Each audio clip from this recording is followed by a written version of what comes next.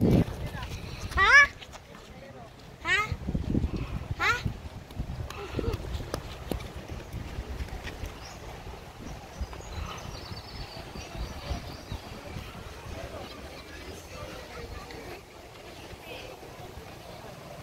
Hi guys, we are here in Shakara o Shaka Cafe dito sa may General Luna, Siargao.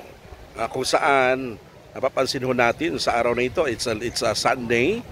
Ang dami pong mga tao at mga turista nating na encounter ngayon at atin pong nasalubong sa daan man o dito sa beach, no? Napumunta ho tayo sa Shaka Cafe na kung saan isa sa mga pinakasikat nga cafe dito sa Siargao at napakasarap ang kanilang mga menu, no? Lalong-lalo na ang tinatawag nilang bondi na kung saan ito po ay may halong mangga, strawberry, oatmeal, tawag nito cacao, and tawag nito yung passion fruit and yung coconut, okay? So, medyo maasim-asim, matamis-tamis. Yan po ang tawag dito, ang best seller nila dito sa Shaka Cafe, ang Bondi 2, no? So, yan po. Sa ngayon po, atin po nakita ko ngayon ay it's a low tide. Kung napapansin po natin, yung mga tao nandun po nag-surfing, medyo malayo na dito, mula po dito sa ating kinaroonan. At sa likod po natin, nakita ko natin na mayroon pong tinatawag ko natin, yan po ay tinatawag na Cloud9, na kung saan yan po ay isang bridge, no? Na isa din po sa mga tourist spots dito sa Siargao. Ayan ho, malapit lang po dito sa Shaka's Cafe. So, kitang-kita ho natin talaga na dahil low tide siya at maganda lalo siya pag ito po ay high tide ang lugar o itong tubig na ito.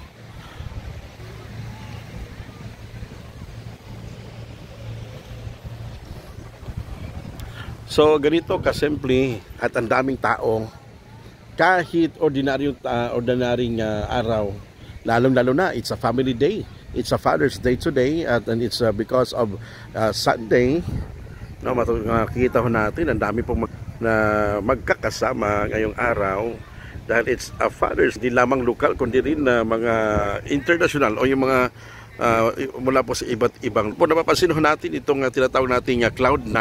Ayan na. Atin po iso-zoom. Ayan po. No? Ang ganda. So, actually mainit pa masyado, no? Hindi mo muna tayong pupunta doon.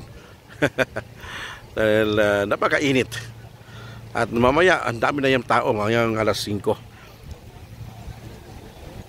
Yan.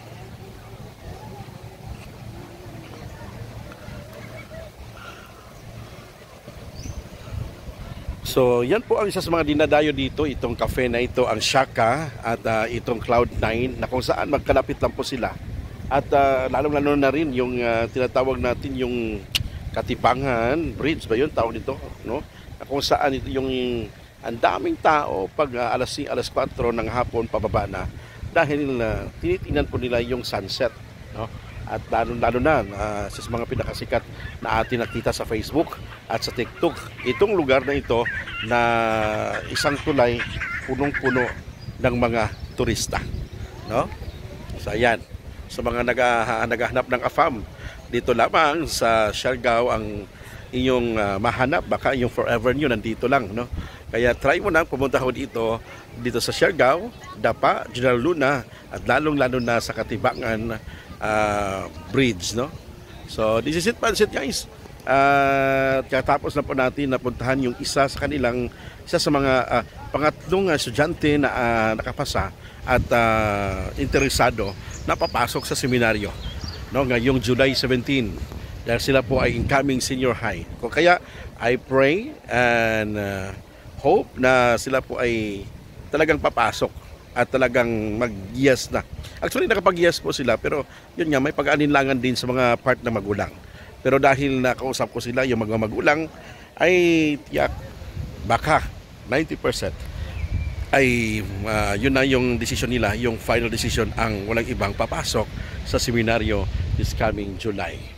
So, After this, bukas po ay pupunta ho tayo sa Davao. After ng Davao, pupunta ho tayo sa General Santos City.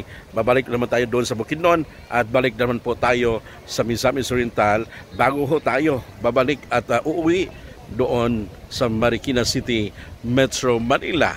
Yan. So hindi po ito bakasyon kundi ito po ay misyon. Ito po ay misyon ng follow-up sa mga nakapasa dito sa lugar ng Siargao, lalong-lalo na sa Municipality of Dapa, Siargao, Surigao del Norte. Bye-bye! Thank you!